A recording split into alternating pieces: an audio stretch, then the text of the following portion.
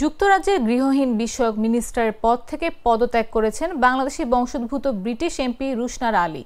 শুক্রবার নিজের ফেসবুক পেজে পদত্যাগপত্রের একটি ছবি প্রকাশ করেন। পরে ব্রিটিশ প্রধানমন্ত্রীর কার্যালয়ে 10 ডাউনিং স্ট্রিট এক বিবৃতিতে রুশনারা আলীর পদত্যাগের বিষয়টি নিশ্চিত করেছে বলে জানায় বিবিসি। এর আগে নিজের মালিকানাধীন একটি টাউনহাউস থেকে ভাড়াটেদের উচ্ছেদ করে ভাড়া 1,700 পাউন্ড বাড়িয়ে বাড়ি ভাড়া দেওয়ার ঘটনায় ব্যাপক সমালোচনার মুখে পড়েন তিনি। বিবিসির প্রতিবেদনে বলা হয়, পূর্ব লন্ডনের বো এলাকায় অবস্থিত রুশনারা আলীর ওই বাড়িতে মাসিক 3,300 পাউন্ড ভাড়ায় 4 জন ভাড়াটে থাকতেন। তাদের নির্ধারিত মেয়াদি চুক্তি শেষ হওয়ার পর গেল নভেম্বর মাসে 4 মাসের নোটিশ দিয়ে বাড়ি ছাড়তে বলা হয়।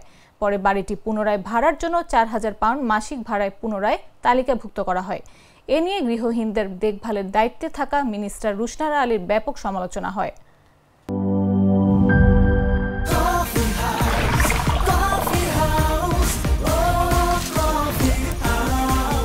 কফি হাউস, প্রতি চুমুকে আড্ডা জমে।